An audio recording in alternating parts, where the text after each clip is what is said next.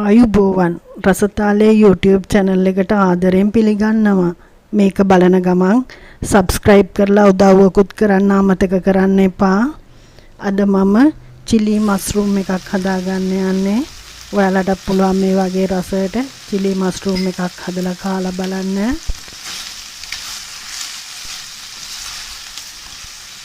මේක බලන ගමන් හදාගන්න. මම මෙතන mushroom packet එකක් අරන් තියෙනවා. මාළු මිරිස් කරලක්, ගම්මිරිස් කුඩු, ginger garlic paste,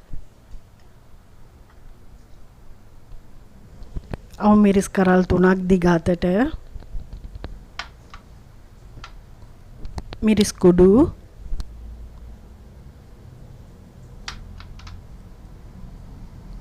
පාන් පිටි,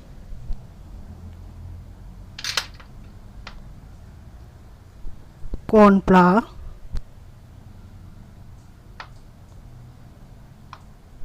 ලුණු කොළ,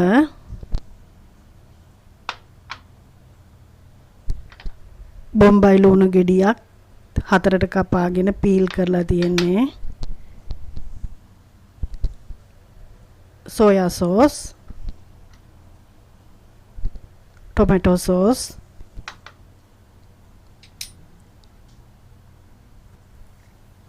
දැන් අපි මේකට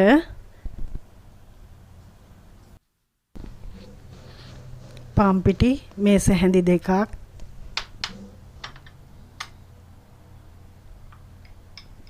corn flour මේස හැන්දක්,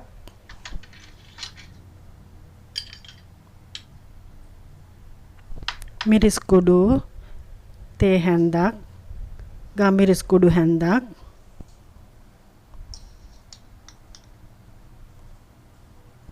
ලුණු කුඩු හැඳි භාගයක්.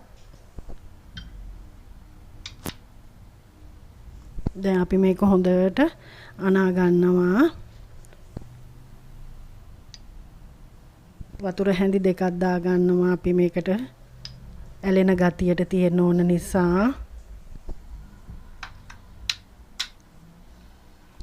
corn flour දැම්මම හොඳට මේක crispy ගතියට එනවා. corn flour නැත්තම් හාල් පිටි හැඳි දෙකක් දා ගන්නත් පුළුවන්.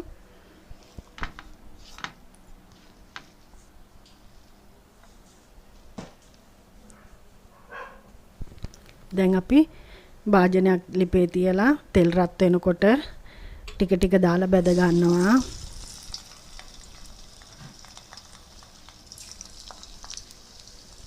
මද ගින්දරේ බැද ගන්න. එතකොට ලස්සනට රන්වන් පාටට හොඳට තැම්බිලා බැදිලා යනවා. මේක නිකන් කන්නත් පුළුවන්, බයිට් එකටත් හොඳයි මේ වගේ හදලා ගත්තාම.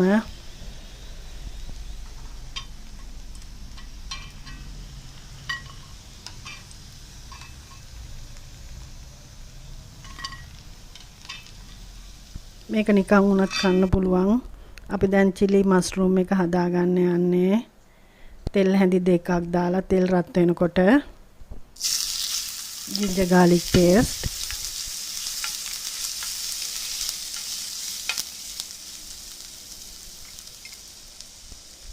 ඊළඟට අපි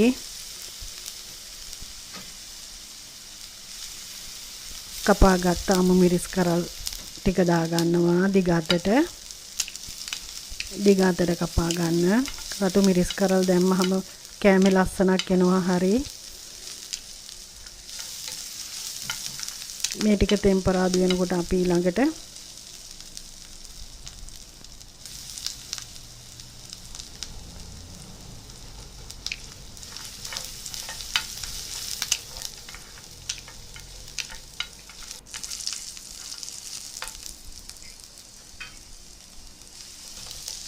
බොම්බයි ලුණු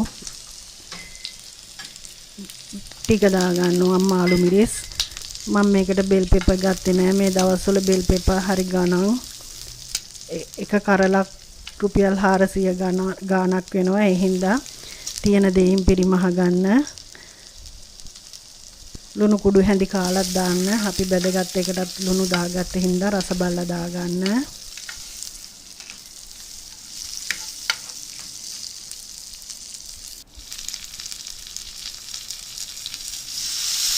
සෝයා සෝස්, टोमेटो सॉस,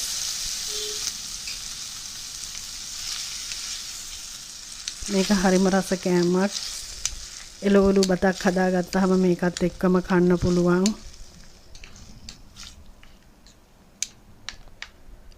මෙහෙම හදලා බයිට් එකටත් ගන්න පුළුවන්. දැන් අපි බෙදගත්ත මස්රූම් ටික දාගන්නවා. මේක ක්‍රිස්පියට කන්න ඕන නම් හදපු හැටිය කන්න ඕනේ. හරිම රසයි.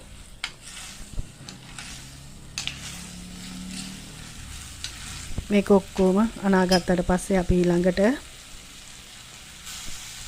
ගම්බිරිස් කුඩු හැන්දක්, ලුණු කොළ හීනියට කපපුවා දාගෙන මේක හොඳට අනා ගන්නවා. ඉක්මනින් අනාගෙන ඩිප් ඔෆ් කරගන්න.